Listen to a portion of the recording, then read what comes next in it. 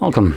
In front of me is a POCO M5 and today I'll show you how you can format your SD card. So to get started, let's open up Settings.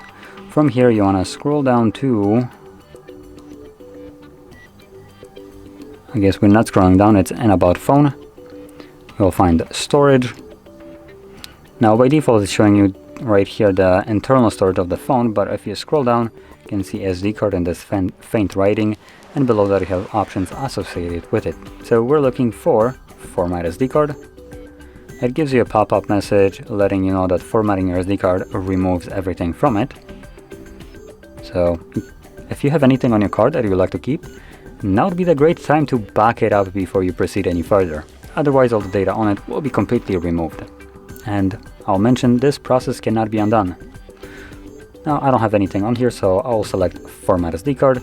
This begins the process, which only takes a couple seconds to finish up and should be right about done. And there we go. So click on done and that's it. So if you found this video helpful, don't forget to hit like, subscribe, and thanks for watching.